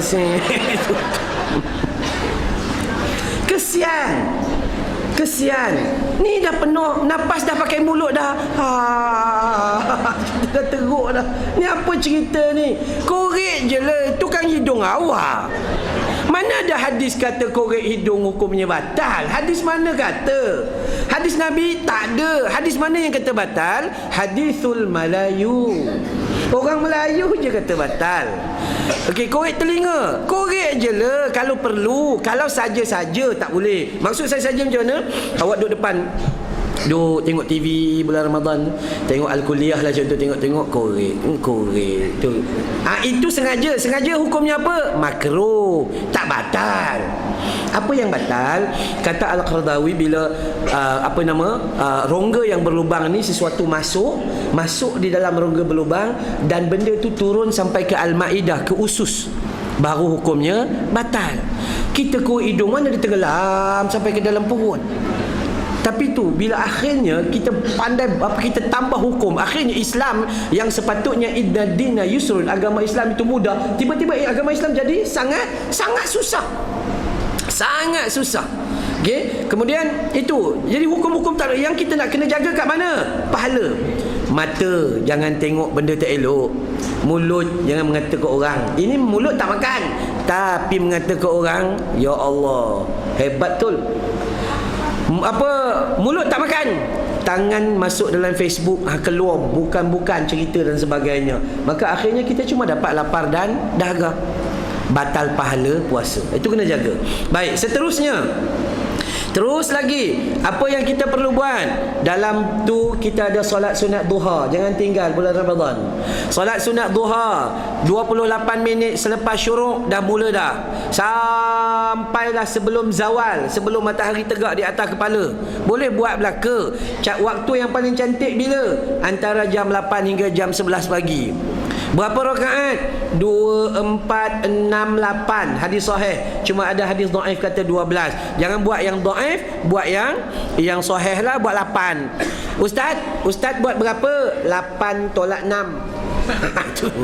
Ustaz buat 2 je. Ya, saya buat 2 je, tapi tak tinggal sepanjang hidup. Cuba sedaya upaya buat 2 je. Ustaz, saya nak tanya, dalam buku kita tulis solat duha mesti baca wasyamsi wadduhaha dengan wadduha wal laili idza saja. Dia tanya, saya pula hafal qulhu saja. Jadi apa hukumnya? Sebenarnya tak ada dalam hadis mewajibkan kita baca yang tu, dan menyuruh pun tak ada. Jadi sebenarnya macam mana buat? Fatihah qul ya ayyuhal kafirun, Fatihah qul huwallahu ahad, calo bete calo karte. Selesai. Tak payah. Kalau rasa pemalas sangatlah, Fatihah lawan dengan Fatihah, dah selesai. Tu. Sungguh. Itu je cara paling simple. Tak payah duk sujud 40 kali la ilaha illa anta subhanaka inni kuntu minaz zalimin. Keras batang tengkuk. Mana Nabi kata gitu? Nabi ngajar pada kita doa dalam sujud. Doa, apa doa? Doa yang Nabi baca, Allahumma inni a'udzubika min azabi jahannam wa min azabil qabr wa min fitnatil mahya wal mamat wa min syarri fitnatil masihid dajjal. Allahumma inni zalamtu nafsi faghfirli. Lagi, Allahumma a'inni ala dzikrika wa syukrika wa husni ibadatik. Yang itu suruh baca doa, bukan baca sampai 40 kali sampai keras-keras batang tengkuk. Tak payah. Agama tak suruh. Dan kadang-kadang tuan-tuan perasan tak, kita minta pun melampau. Cuba tengok doa dia tu. Ya Allah, ya Tuhanku, andai rezekiku di langit kau turunkan ya Allah. Apa yang kat atas bumi tak cukup lagi ke? Ya Allah, andai rezekiku di dalam bumi maka kau keluarkan ya Allah. Apa di dataran enggak pernah cukup? Ya Allah, andai rezeki jauh kau dekatkan ya Allah. Yang ada depan mata pun tak cukup. Kadang-kadang malu kita bila minta dengan Allah Ta'ala. Tak macam para sahabat. Sahabat tanya, Nabi tanya, Ya Rabi'ah bin Ka'ab al-Aslami, wahai Rabi'ah, aku nak dengar pada kamu apa yang kamu nak minta malam ni. Aku nak tolong doa pada Allah Subhanahu Wa Ta'ala. Kamu dah tolong aku banyak no. Tolonglah, apa mintalah. Rabi'ah tunduk, malu. Dia malu nak minta, takut persembahannya itu tak sama dengan permintaan. Kita buat sembahyang hajat, cuba tengok. Salat hajat 2 rakaat 2 minit, doanya 10 menit. Doa lebih panjang dari solat. Dalam solat baca Al-Fatihah qul ya ayyuhal kafirun, Al-Fatihah qul huwallahu ahad, 2 minit. Kejap lagi doa, ya Allah itu, ya Allah ini, ya Allah sini, ya Allah. Minta macam-macam, semua minta. Hati-hati, takut melampau. Saya selalu pesan kepada mak-mak, terutamanya anak nak ambil periksa, tolong jangan doa terlalu khusus. Ya Allah, ya Rahman, ya Tuhanku, anak aku nak ambil UPSR, ya Allah beri dia 5A, ya Allah. Tu mengajar Allah Ta'ala tu. Ikutlah Allah nak bagi berapa pun. Jangan dengar, ya Allah bagi 5A, ya Allah, kalau kau bagi 5A aku puasa 5 hari, ya Allah. Ugut Allah Ta'ala dulu, kalau tak bagi tak puasa. Kau bagi dulu baru aku puasa. Nampak jahatnya manusia. Ya, kononnya menggunakan takrif nazar dan ini tak, ni kelang kabut kita. Tolonglah buat bagi tepat mengikut sunnah Rasulullah sallallahu alaihi wasallam. Jadi buat simple-simple. Kalau tak larat buat 2. Kalau ustaz, agak-agak kami yang nak mula ni buat berapa? 2. Baca apa? Fatihah dengan Fatihah, sudah. Lepas minggu Fatihah inna a'tainakal kautsar, Fatihah qul huwallahu ahad. Lepas sebulan Fatihah qul ya ayyuhal kafirun, Fatihah qul huwallahu ahad. Jaga yang tu, jaga yang tu. Tuan-tuan, sikit pun tak rugi bila kita baca surah Al-Ikhlas. Ada sahabat masuk syurga kerana kerana dia menjadi imam baca apa? Al-Ikhlas saja. Ada satu kelompok para sahabat, Nabi suruh mereka keluar berdakwah dengan Nabi melantik seorang menjadi imam perjalanan dan imam solat. Sampai di satu tempat, solat yang pertama dia Allahu Akbar, Bismillahirrahmanirrahim, Qul huwallahu ahad, Allahus samad, lam yalid wa lam yulad wa lam yakul lahu kufuwan ahad. Mai rakaat kedua, Qul huwallahu ahad, Allahus samad, lam yalid wa lam yulad wa lam yakul lahu kufuwan ahad. Mai rakaat solat yang lain pula sama juga. Kalaupun dia tambah Alam Nashrah dengan Qul huwallahu ahad, Wattini wa Zaitun dengan Qul huwallahu ahad. Akhirnya makmum komplain. Makmum memang kaki komplain. Tu. Saya selalu kata dengan makmum, tak payahlah komplain. Awak kan makmum, sedarlah diri, ikut aja sudah. Apa nak komplain? Ikut tu imam aja, sebab kita dah lantik dia dah. Yang bestnya bila dia komplain, wahai tu imam, dah tak ada surah lain ke, ini aja pakai. Imam ni kata tak apalah, aku suka surah ni, aku baca ini, aku suka. Tapi kalau kau tak suka, lah jadi imam. Imam ni ganas. Kalau kau tak suka, kau gantilah. Masa tu bila tu imam kata gitu, orang yang komplain tadi tiba-tiba nak terkencing, tiba-tiba sikit perut. Pandai pula tu takut kan ya. Jadi simple. Sampailah mereka tak boleh buat apa sebab itu lantikan Nabi. Akhirnya mereka tunggu balik di Madinah. Sampai balik di Madinah mereka komplain, ya Rasulullah, tolong bagi nasihat dekat tu imam kita ni. Apa ni Qul hu aja dibacanya. Rasulullah pun tanya, wahai imam, betul ke kamu baca itu aja sepanjang perjalanan? Iya, betul. Kenapa kamu suka baca? Aku baca ni ya Rasulullah, bila aku sebut Qul huwallahu ahad, dalam jiwa aku meletakkan Allah satu-satunya Tuhan, yang tak ada Tuhan lain selain dia. Bila aku menyebut Allahus samad, aku letak kebergantunganku hanya untuk Allah. Aku tak minta pada yang lain, melainkan bergantung terus pada Allah. Rupa-rupanya ayat itu membuat dia dekat dengan Allah Subhanahu Wa Taala. Nabi kata, wahai para sahabat sekalian, kamu jadi saksi bahawa tu imam kita wajib apa? Dakhalal jannah, masuk syurga Allah Ta'ala, hanya kerana surah Al-Ikhlas. Sebab tu saya pesan bulan Ramadan sini ambil imam luar tak? Tak ada? Ada imam luar? Ada. Jaga-jaga imam luar ni, kita kena jaga-jaga. Kita selalu ambil imam-imam tahfiz. Ya, pada saya sebenarnya tak perlu ambil pun, kecuali ambil imam tahfiz yang faham hadis, yang faham fiqh. Jangan ambil pelajar tahfiz umur 17 tahun datang bam, duduk depan Allahu Akbar. Panjang takbir. Kalau takbir panjang, surah belum tentu lah tu. Nah, tiba-tiba malam pertama dia bagi 1 juzuk setengah, bergegar kepala lutut makmum. Sedangkan bulan Ramadan kita ada 2 makmum, makmum biasa dan makmum luar biasa.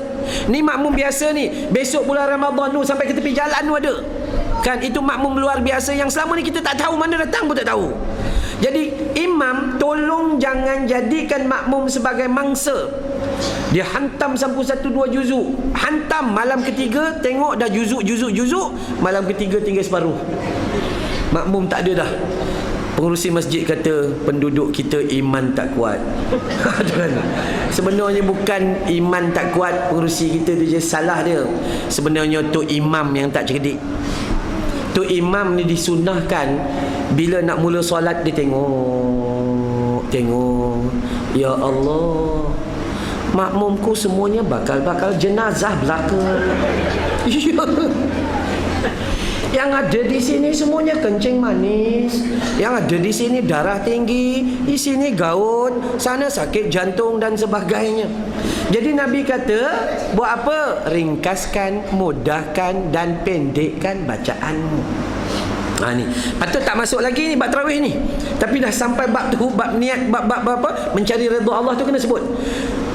Tu imam dia kena cek. Nabi pesan, tengok di belakang kamu nanti ada makmum kamu as-saghiratun ni. As-saghiratun, budak kecil. Budak kecil tengok kan dia duduk sekejap je. Lepas tu dia lari betul-betul. Tu. Abi kat sini, Umi kat sana. Kata-kata pergi cari. Lepas tu dia datang pula kan. Itu nama budak.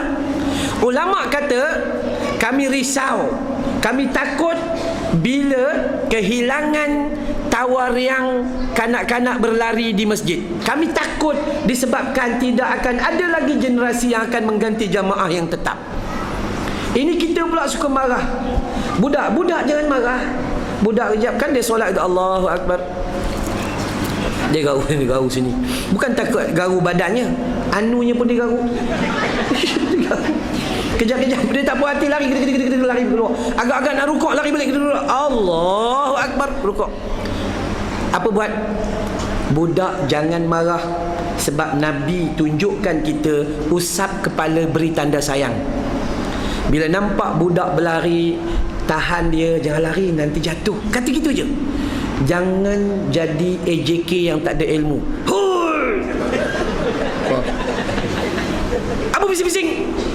Terjaga. Jangan buat gitu. Sebab budak tu datang dengan ayah dan ibunya.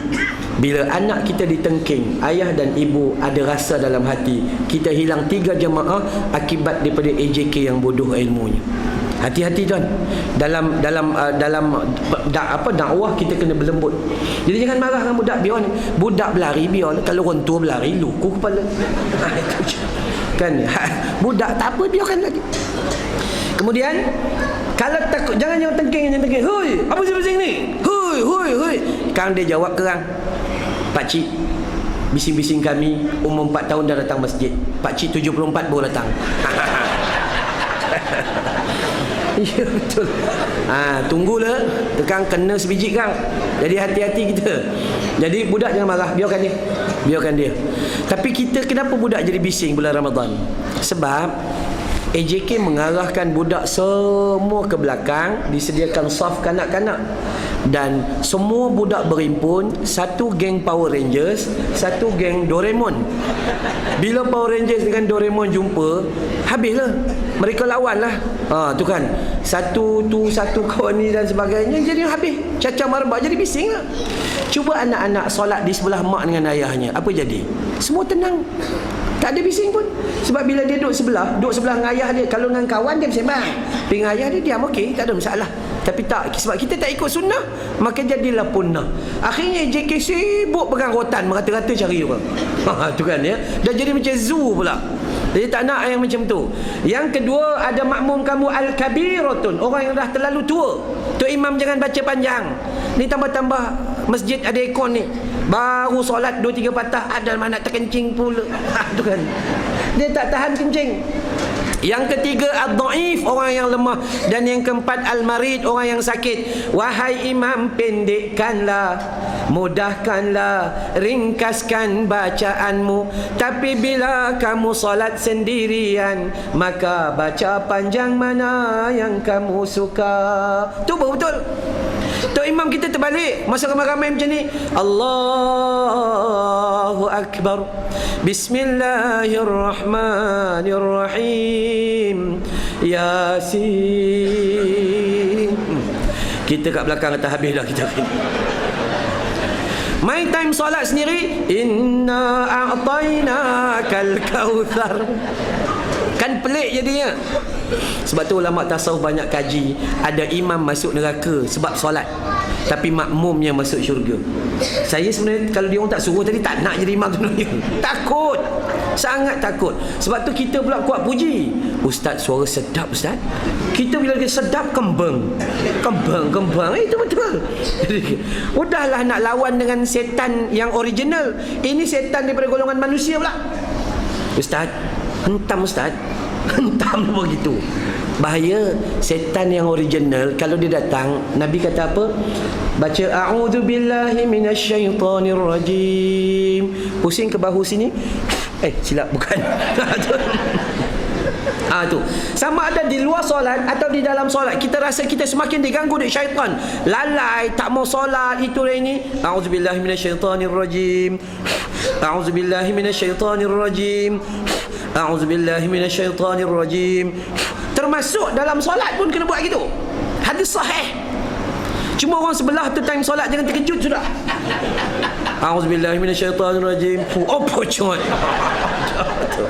Jangan gitu je. Kan? Itu kaedah dia. Tapi itu setan. Setan manusia. Kalau setan manusia siapa? Dia datang jumpa kita. Kita tengah minum teh tarik. Dia datang itu. Teh tarik satu, dia pun order sama juga. Dia pun order roti canai. Dia bukan. Dia order roti jantan. Tu. Saya hari tu berhenti, tak ingat tempat. Mungkin driver saya ingat. Kami berhenti minum, minta roti. Bangladesh datang order. Restoran itu mamak Muslim. Bangladesh datang order. Dia kata, Haji, minum apa? Teh tarik. Okey, makan roti. Roti apa? Roti kosong, roti telur, atau saya kata roti telur lah. Tak nanti. Roti telur ke roti jantan? Mana satu ni? Dia kata roti telur satu, roti jantan telur dua. Last kali saya terkena, Bangladesh cerdik pada saya.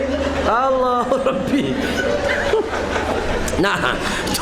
Tu kita kalau kita cek, ya Allah, macam mana nak buat ni kan, amal kita ni buatlah mengikut kadar yang telah dibagi ruang oleh Nabi sallallahu alaihi wasallam.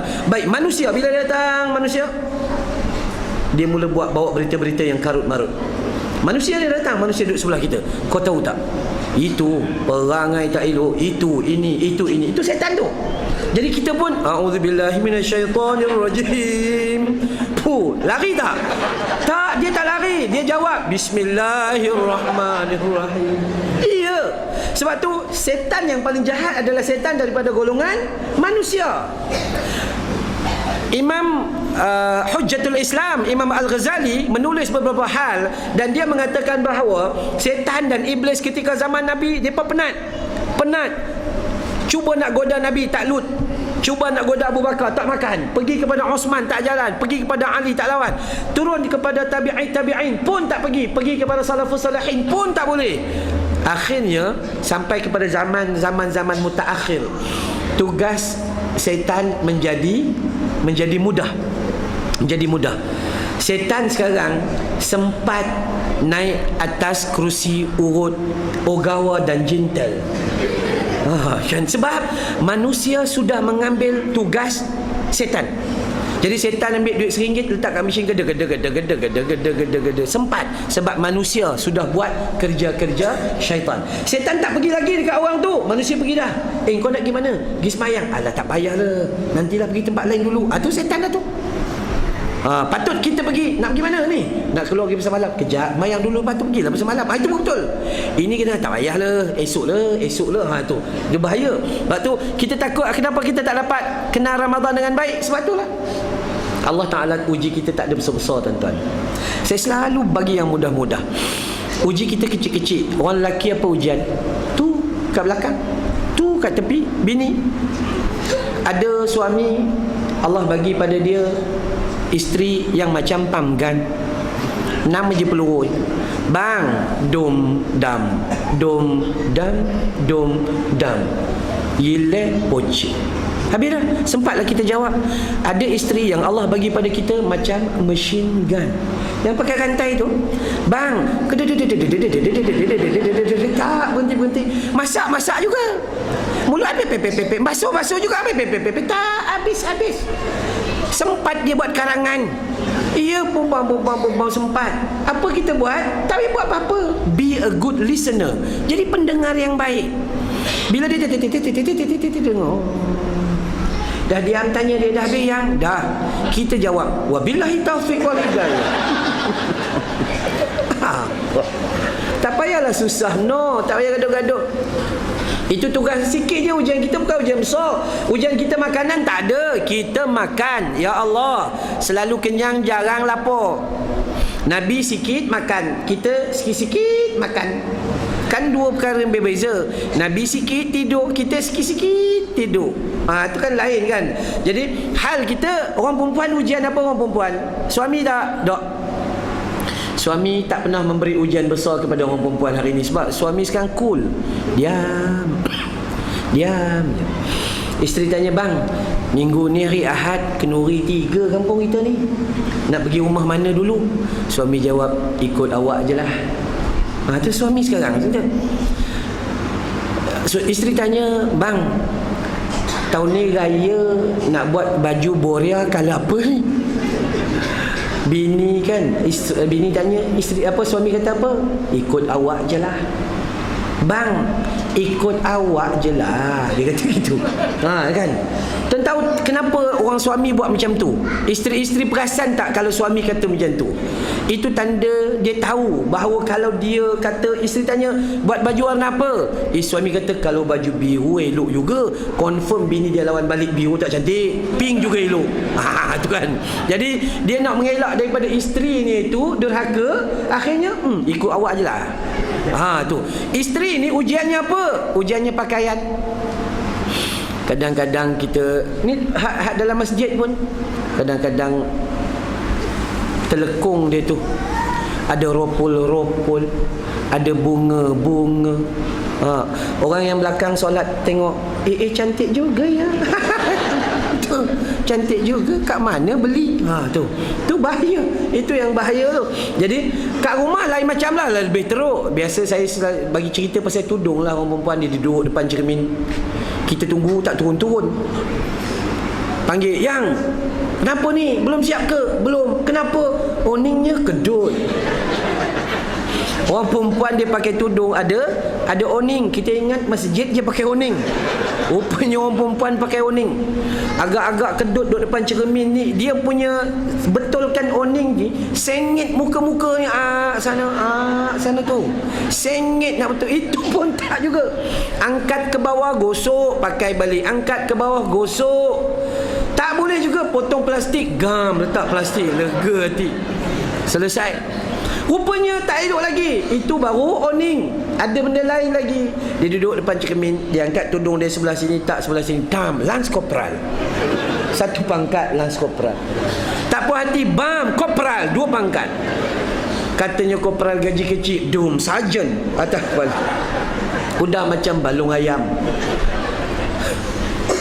Kesian orang perempuan, hati-hati ya. Jangan pakai, kadang-kadang kita kesian tengok orang perempuan pakai tudung. Dia mewakili jam dinding. Tuan-tuan perasan tak orang perempuan dia pakai gantung kat bawah ni, jalan goyang. Itu tudung jam dinding. Tu. Tapi bukan bini orang lain, bini kita juga. Bini kita juga. Kita pergi mana, tegurlah sikit. Allah. Orang perempuan tak ada masalah, pakai je lah, tapi jangan melampaui batas. Ada orang tanya, ustaz, betulkah dalam hadis orang perempuan pakai tudung ini, kalau dia tinggi gitu, ada hadis menyebut seperti pundak-pundak unta, maka mereka adalah ahli neraka? Betul, hadis sahih. Tapi bukan semua orang gitu. Nanti dulu kejap, bukan semua orang masuk neraka. Contoh, kita menikah 28 tahun. Kita pesan dengan bini kita, jangan potong rambut. Saya suka rambut awak macam kuntilanak. Rambut panjang sampai ke betis kan. Akhirnya masa nak pakai tudung, dia gulung. Tinggi tak? Tinggilah macam Twin Tower. Dosa ke ketika itu? Tak adalah. Yang dosa itu rambutnya kecil ciput, tapi ditambah dengan kain dan sebagainya. Yang tu haram, isi neraka. Jadi jangan tinggikan. Yang cuba, aduh, dia rasa kecil ke besar? Itu kira bagus tu. Hati dia tiba-tiba, lah kecil ke besar. Tu bagus. Yang takut yang tak rasa tu. Yang rasa okey, tak apa. Yang rasa betul, dia bagus. Bila kita mengaji benda-benda tu tiba-tiba kita tembak kat kita, itu tanda bagus. Tapi kalau mengaji pergi tembak kat orang lain, itu habis, sia-sia. Okey. Kemudian ada orang kata, ustaz ni nak tanya satu lagi, orang perempuan pakai tudung yang dia lilit tu, pakai tudung kemudian dia lilit, bukan lilit kat muka, lilit kat leher. Lilit. Kemudian sama seperti biarawati di church katanya. Apakah hukumnya? Hukumnya kau pakailah selagi tak tercekik. Apa ni? Hukum dia senang, tapi kita buat bagi jadi payah. Sungguh-sungguh kita buat. Nanti kejap dulu nak jatuh hukum pun susah. Macam semalam ke masjid Masjid Ar-Rahmah kot. Ar-Rahmah Tanjung Minyak ya. Bukan yang surau tu, yang sebelum lagi ke? Ya, ada orang tanya, dia kata, ustaz tolong bagi jawapan. Ustaz Kazim kata menyambut hari ibu itu tak ada masalah. Ustaz Azhar Idrus kata menyambut hari ibu itu adalah haram sebab mengikut Mother Teresa punya ajaran dan sebagainya. Nanti kejap. Lepas tu saya kata tak. Kalau kita nak kata haram, mana dalil mutlak daripada ijma' ulama yang menyatakan itu sandaran kepada Mother Teresa, atau kita yang menyandarkan? Sebenarnya tak. Kalau kita nak kata haram secara mutlak, kita kena sabitkan betul-betul. Nak kata haram ni bahaya. Takut kita mengharamkan perkara yang harus. Sebab asal kepada benda asas adalah harus.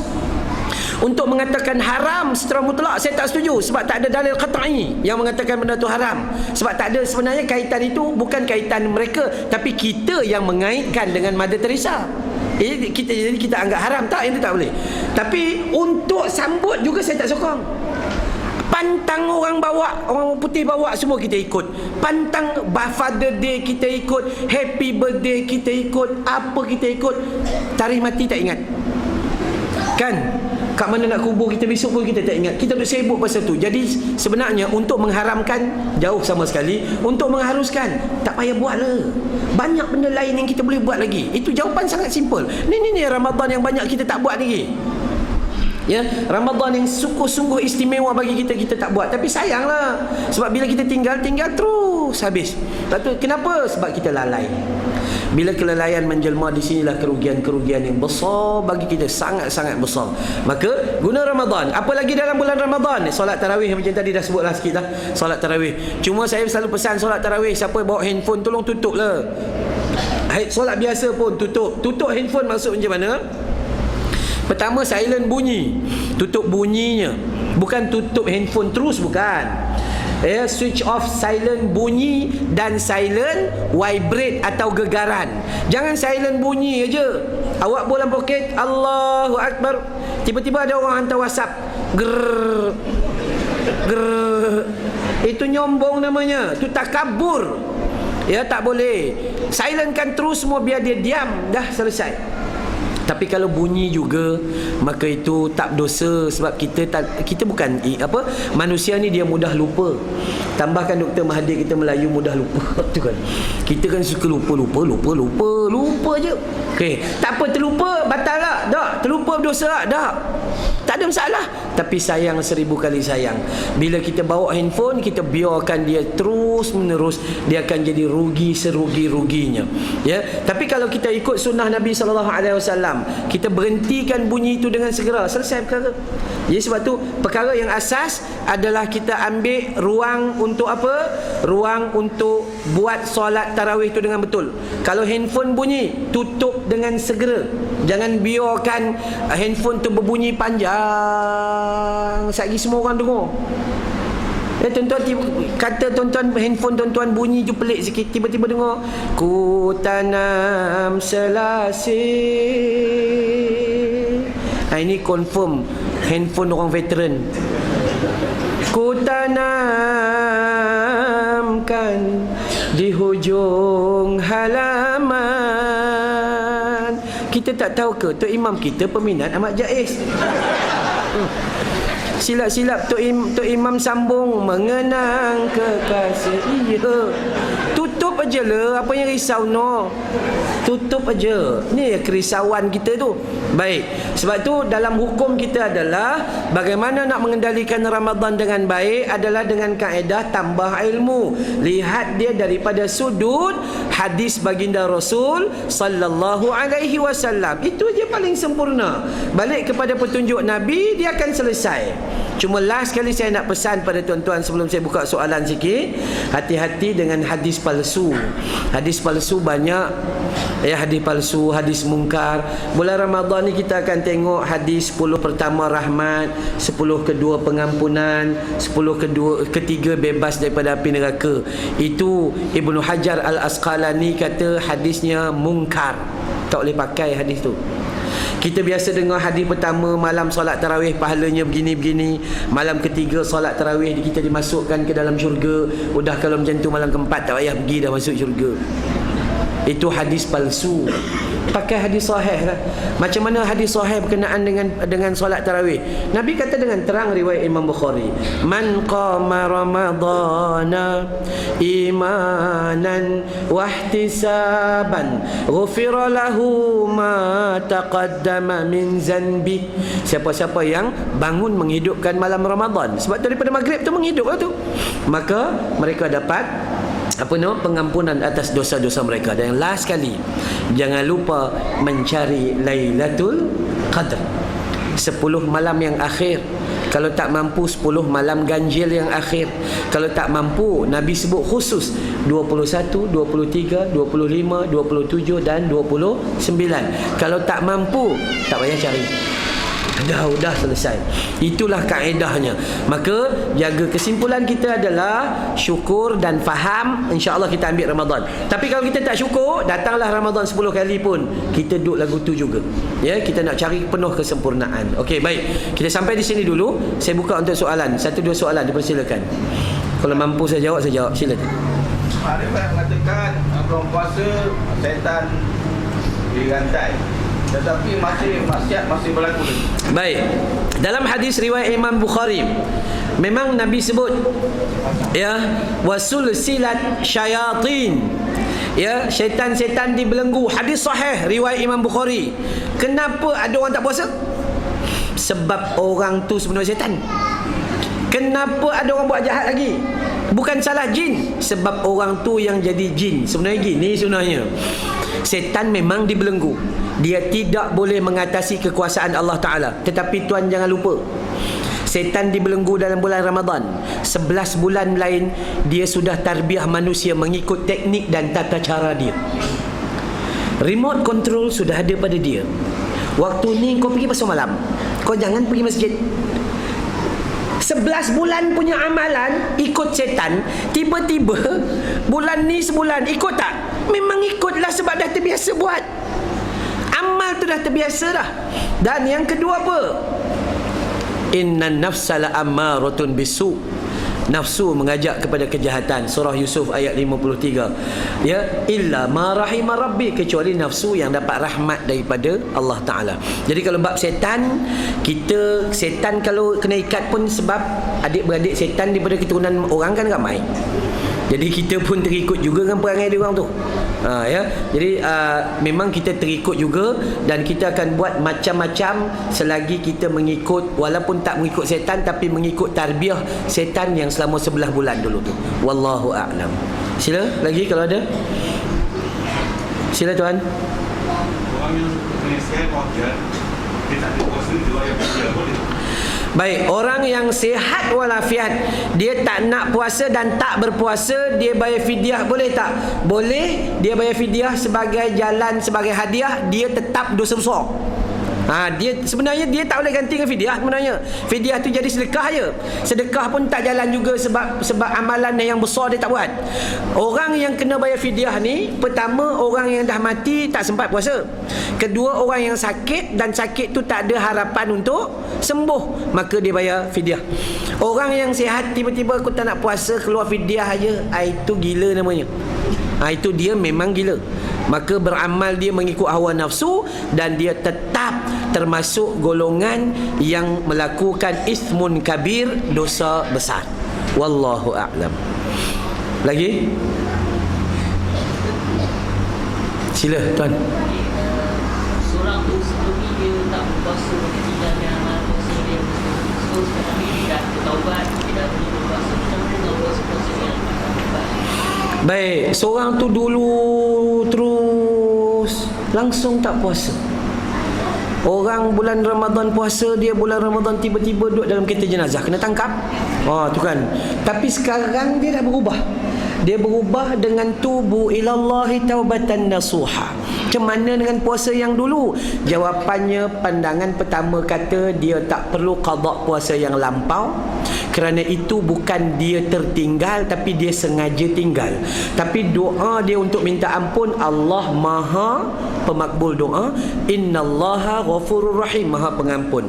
Cuma pandangan sebahagian daripada ulama Al-Imam Syafi'i kata bahawa dia tetap kena berusaha untuk qada sekadar yang mampu, dan dia terus bertaubat. Allah itu Maha pengampun. Perlukah dia bayar fidyah? Tak perlu, sebab dulu dia saja tinggal. Sebenarnya macam solat ke? Macam solat. Kalau saja awak tinggal dulu tiba-tiba nak qada, tak ada ruang sebenarnya. Orang yang kena qada ni bila? Apabila dia main bola. Loh, asal habis rupanya. Masuk maghrib tak sedar. Ataupun dia tidur terjaga isyak, maghrib terlepas. Itu qada. Ya. Tapi kalau saja-saja tinggal, tak ada qadanya. Kalau ikut qada lah sepanjang hidup pun tak dapat apa-apa. Tapi yang paling besar adalah taubat pada Allah Subhanahu Wa Taala. Wallahu a'lam. Ada lagi? Sila. Orang kata kalau kita bersahur tak sahur puasa, kalau itu puasa di orang kafir. Okey, baik. Ada orang kata banyak dusta, banyak auta, sukar nak jumpa fakta. Tapi apa yang dia sebut itu fakta sebenarnya.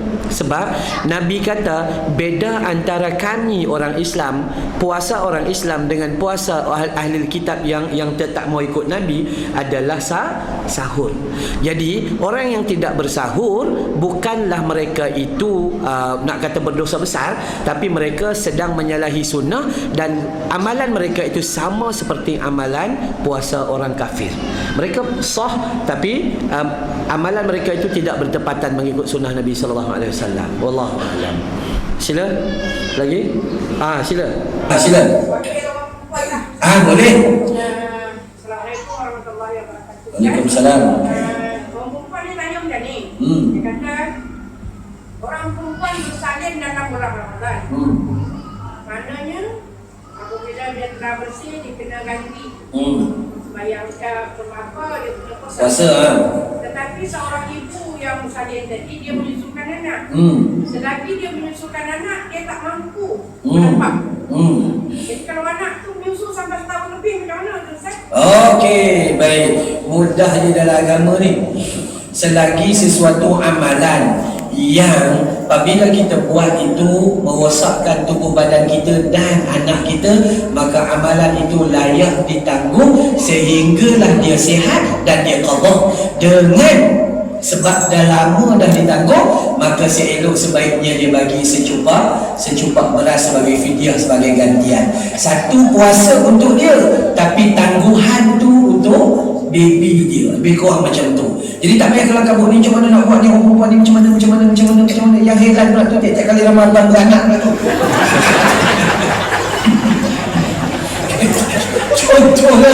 Contoh. Ya, jawapannya mudah. Islam tidak membebankan orang perempuan. Wallahu a'lam. Lagi? 1-2 minit, silakan. Tahan. Baik. Dia gini, saya mengajar kitab Al-Fiqhul Islami wa Adillatuhu, Dr. Wabah Az-Zuhaili, mazhab 4. Fiqh mazhab 4. Al-Imam Hanafi berpandangan sebenarnya solat tarawih ni kebiasaannya semua yang dia buat tu maksimumnya adalah 41. Turun 39, turun 29, turun 27, 25, 23, 21, 13 dan last kali 11. 8 tambah 3. Jadi apa kebaikannya? Baik. Pertama sekali, kita harus belajar mengikut sunnah. Kalau mengikut sunnah Rasulullah SAW cuma buat 8 rakaat tambah 3 witir. Hadis riwayat Imam Bukhari daripada Aisyah radhiyallahu anha. Aisyah kata Nabi SAW melakukan salatul lail, salat malam, sama ada di bulan Ramadan atau di luar Ramadan, Baginda melakukan paling banyak 13, paling kurang 11 dan paling kurang 9. 9 tambah 1, 8 tambah 10 tambah 3 atau 8 tambah 3. Yang tu sahaja. Maka kalau nak direct kepada sunnah Nabi, maka 8 lebih kena kepada sunnah Nabi SAW. Kita nak ikut sunnah Nabi kan? Nabi Allah kata fattabi'uni yuhibbukumullah. Siapa ikut Nabi dia dapat kasih sayang Allah. Maka kita buat 8. Tapi ada tempat kita buat 20. Ada. Kenapa? Sebab zaman para sahabat buat 20. Kenapa? Mereka tidak sesibuk zaman Nabi SAW. Dan Nabi juga tidak pernah menghadkan amalan solat tarawih pada sekian-sekian waktu, sekian-sekian rakaat. Jadi berapa banyak yang kita nak buat? 100 pun boleh. Itu dinamakan solat tarawih ini dinamakan as-salatul lail, solat malam. Jadi siapa nak buat 20 tak ada masalah, siapa nak buat 8 bertepatan. Kalau tuan-tuan tanya saya kata saya buat 8. Kenapa? Sebab hadis yang sahih menyatakan Nabi buat 8. Kenapa Nabi buat 8? Nabi nak kita sepanjang tahun beramal sebagai solat tahajud. Kita tak nak buat berat sampai berpuluh-puluh. Ramadan, berhenti Ramadan tinggal terus. Tak ada apa dah. Jadi saya katakan 8 bersama dengan tazkirah lebih istimewa. Tetapi jangan tazkirah mengganggu 8 rakaat solat. Maksudnya kalau nak buat, selesaikan semua solat dulu, kemudian last kali baru buat tazkirah. Ustaz, orang dah balik, ikut suka dia lah, dia nak balik ke tidak. Kita buat, jangan ganggu matlamat awal sebab kita nak solat tarawih. Second punya matlamat untuk tazkirah bagi ilmu. Wallahu ta'ala. Last. Okey, siap. Okey, sekali lagi kat belakang siap ya. Siap. Ni diorang yang selalu tanya. Dia kata kalau kita sembahyang tarawih, selalunya kita tutup dengan witir. Tapi kalau kita balik rumah, baik kita bangun masak-masak, kita sembahyang sunat lagi. Okey. Boleh tak? Dia kata kita tak payah witir lagi. Yes, cantik. Soalan tu cantik. Baik. Inilah kesilapan yang berlaku di masjid kadang-kadang tu imam tak baca hadis. Nabi kata dalam hadis riwayat yang sahih, la witrani fil lailah. Tiada 2 witir dalam satu malam. Contoh 10 malam yang akhir. Kita di sini kita buatlah 8 tambah 3 dah habis komplit. Esok pagi pukul 4 kita buat qiyamul lail. Qiyamul lail pula tu imam yang sama yang semalam buat, dia pula pulun sekali lagi pula. 2 tahajud, 2 hajat, 2 tapi 3 sekali lagi dia buat. Itu sebenarnya larangan, hukumnya haram, tak boleh. La witrani fil lailah. Jadi kalau kita dah buat dah komplit, maksudnya amalan kita dah lengkap. Okey, balik rumah nak bangun tahajud, bangunlah solat tahajud, solat apa, solat tapi tidak ada solat witir sebab witir dah habis. Wallahu a'lam. Silakan. Bila puasa, amalan puasa digandakan 70 kali padu. Sekarang ni kalau lelaki pergi ke masjid sembahyang berjemaah, dia dapat itulah hala tu. Tapi bagaimana kalau yang perempuan duduk kat rumah, dia sembahyang bersorangan sekarang. Jadi saya nak tanya sekarang, kalau kita lelaki lepas habis kita sembahyang di masjid, boleh tak? Sebab saya pernah dengar ceramah, kita boleh menjadi imam tak kepada isteri kita di rumah untuk mendapatkan 70 pahala puasa. Baik, cantik. Saya katakan jawapan yang diberi oleh seseorang kepada Tuhan adalah jawapan daripada hawa nafsu dan tidak bertepatan mengikut sunnah Nabi SAW. Ya, betul amalan sunnah di bulan Ramadan digandakan macam solat fardu ada 70 kali ganda, malah ada hadis menyebut 700 kali ganda. Benar. Kita yang datang solat jamaah digandakan 27 kali ganda kali dengan 700 kali ganda. Memang betul. Bagaimana dengan orang perempuan? Orang perempuan tidak disyariatkan untuk solat jamaah di masjid. Dia itu kalau datang kecuali suami yang ngajak dan tidak menghilangkan tugasnya di rumah, maka orang perempuan tidak termasuk di dalam kedudukan hadis tersebut. Jadi kita ni yang datang solat di sini, adakah kita perlu mengulangi solat yang sama di rumah? Tak perlu. Seorang isteri apabila dia disiapkan kain baju warna hijau muda, kain warna hijau tua, elok-elok bang ni baju, pergilah sembahyang jemaah, maka dia sudah mendapat rahmat 27 kali ganda yang mana suami lakukan tadi. Dia tak payah risau. Dan suami tidak perlu melakukan sedemikian. Hadis yang Nabi buat mengulangi solat bukan di rumah. Memang benar ada hadis. Baik, kita semua solat Isyak habis. Habis-habis kita keluar. Bila kita keluar, tiba-tiba ada dua orang kawan datang. Ada seorang kawan datang masuk. Kita tanya dia dah solat belum? Belum. Okey, tak apa, datang. Saya jadi imam, awak jadi makmum. Mengulangi solat di masjid, bukan mengulangi solat bagi isteri di rumah, tidak. Dan kita kena faham, solat jamaah tidak pernah dididik oleh Rasulullah di dalam rumah dengan ahli keluarga kita. Semuanya dididik di masjid. Kalau kita nak isteri kita faham tentang solat jamaah, bawa dia datang belajar di masjid. Itu sahaja. Tetapi sesekali untuk mendidik dia di rumah tidaklah menjadi kesalahan. Ya, jadi saya katakan berdasarkan kepada hadis, tidak perlu kita melakukan sedemikian. Sebab perempuan ni walaupun katalah kita tak nampak 27 kali ganda, tapi baju yang kita pakai dia masuk. Kita bawa pergi masjid. Bukan baju je, seluar dalam pun dia masuk. Kita bawa pergi masjid. Kita baca Quran dengan tutup aurat, hasil daripada tangan dia dapat pahala tak? Tak tentu. Orang perempuan banyak pahala. Suami pergi pula ziarah orang lain dengan baju tu, dia dapat pahala tak? Dapat. Maka kaedah itu yang kita perlu lihat. Wallahu a'lam. InsyaAllah sampai sini dulu, moga kita dapat kebaikan. Jutaan terima kasih kepada staf pimpinan masjid. Mohon ampun dan maaf jika ada terkesan bahasa dan tersilap kata. Tak ada maksud lain lah melainkan maksud untuk mencari redha Allah, bergurau senda untuk cari ilmu Allah Subhanahu wa taala. Puan-puan jangan kecil hati pula, berhurau aja sebenarnya. Ya kan, kalau ada benda yang kita rasa kita salah, kita betulkan lah. Itu je cerita orang nak ngaji ni. Jangan kata itu tak kita belajar lah yang mana kita dapat, kita betulkan dengan segala. Sebab kita takut Ramadan ini adalah Ramadan yang terakhir. Baik, sebelum saya tutup, minta izin kepada pihak masjid. Saya ni pengetua Madrasah Rawdah Al-Ilmi di Bukit Beruntung. Saya ada 30 pelajar lelaki yang tiap-tiap hari mereka tadak kitab, baca kitab. Mereka bukan hafal Quran, mereka tadak kitab. Antara 11 tahun hingga 22 tahun belajar. Kami sedang mengumpul dana bagi untuk biaya berbuka puasa dan juga kos untuk biaya sahur.